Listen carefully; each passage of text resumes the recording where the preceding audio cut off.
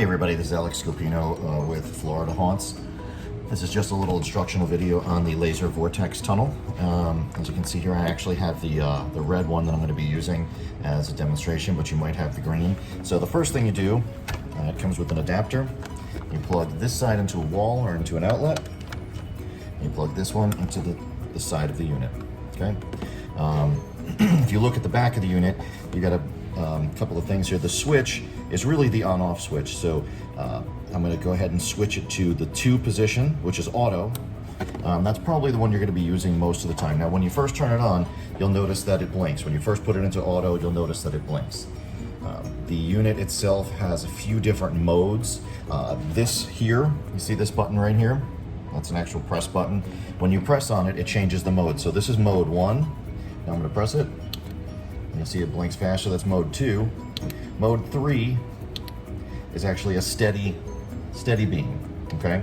And again, this is what you'll see if there's no fog. You may have the green version. I'm just using the red one. So that is how to get a steady beam. If you'd like to use the remote, the remote corresponds, or the corresponding buttons go with whichever color you have. So if you want red, if you have the red one, you're going to use the red button. If you have the green laser, you're going to use the green.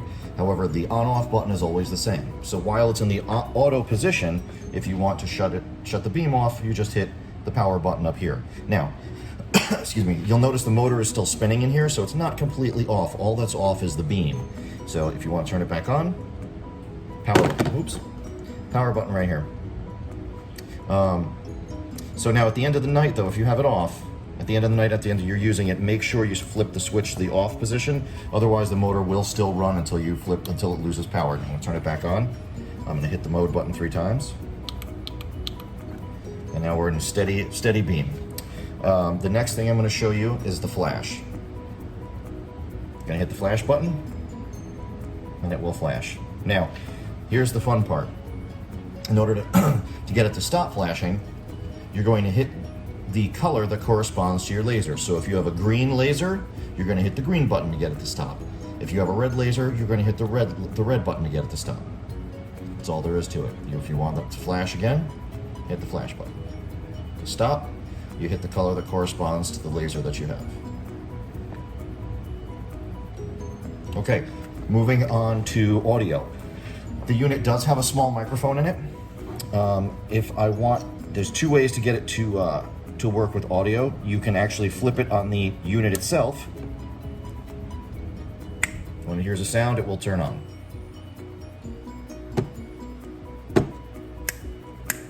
The next way to do it is if you are in auto, right?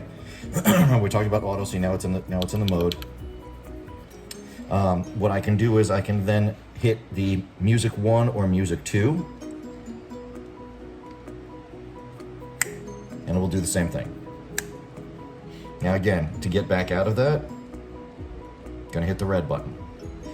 If I had the green laser, I would hit the green button. So make it go to your microphone. I hit the music button. Hello. Ah, scary.